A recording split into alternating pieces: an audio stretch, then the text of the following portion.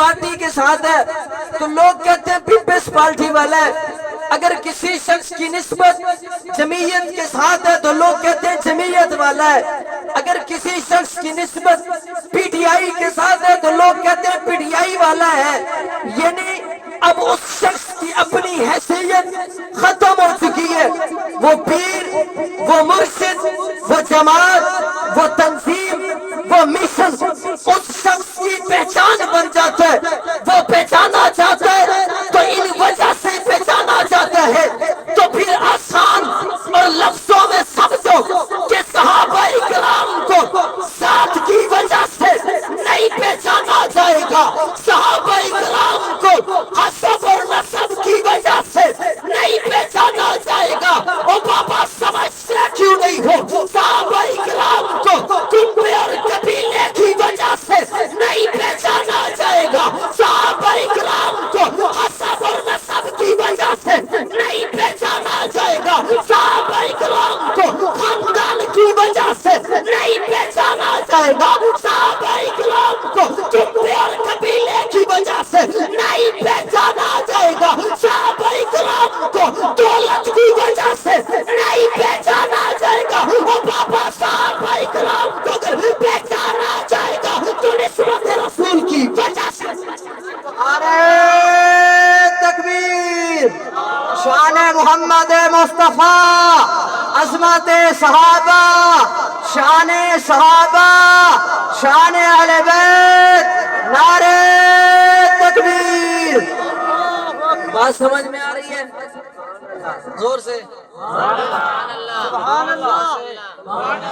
آپ بھی گرمی میں ہو، میں بھی گرمی میں ہوں، میرے اوپر اے سی نہیں لگا ہوا، میں بھی زور لگا رہا ہوں، تھوڑا سا آپ بھی لگا، کہہ دو سبحان اللہ۔ بات سمجھ میں آئی ہے؟ مشکل تو نہیں ہے؟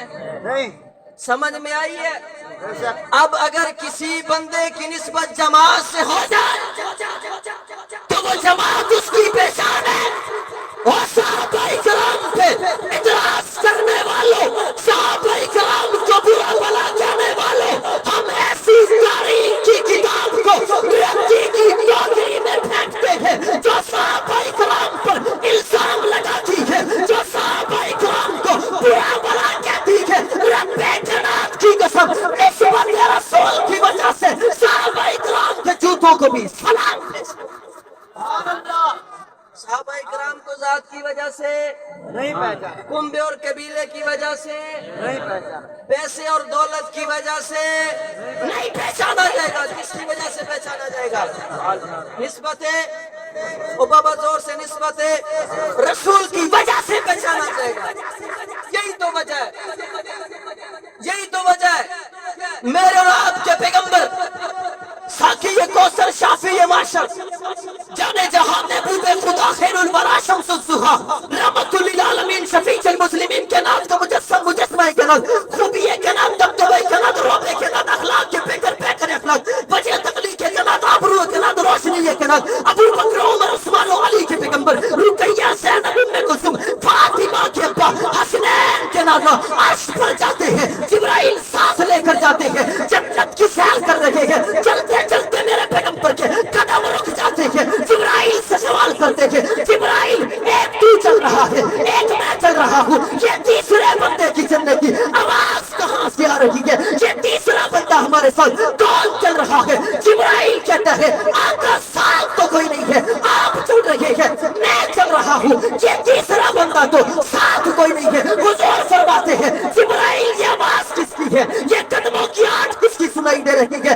جبرائیل تڑپ کے کہتا ہے آقا ساتھ کوئی نہیں ہے، لیکن وہ آپ کے حبشے کا رہنے والا کالے رنگ کا بڑے بڑے ہونٹوں والا وہ بلال ہے، جس کی آپ سے جڑی ہے، چلتا زمین پر ہے، قدموں کی آٹھ جنت میں سنائی۔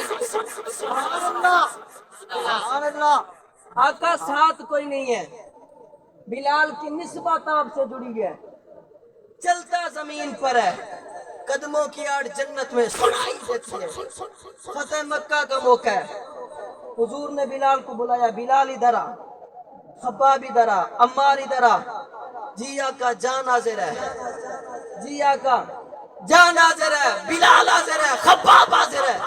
حضور نے میرے صحابہ ابو بکر عمر عثمان علی یہ بیت اللہ ہے، رب کی توحید کے لیے بنا تھا، رب کی عبادت کے لیے بنا تھا، رب کا گھر تھا، اس میں بت پڑے ہوئے ہیں، اس میں شرک کیا جاتا ہے، بتوں کو اٹھاؤ اور باہر پھینک دو، بتوں کو اٹھاؤ اور باہر پھینک دو، بیت اللہ کو شرک سے پاک کرنا ہے، صاف کرنا۔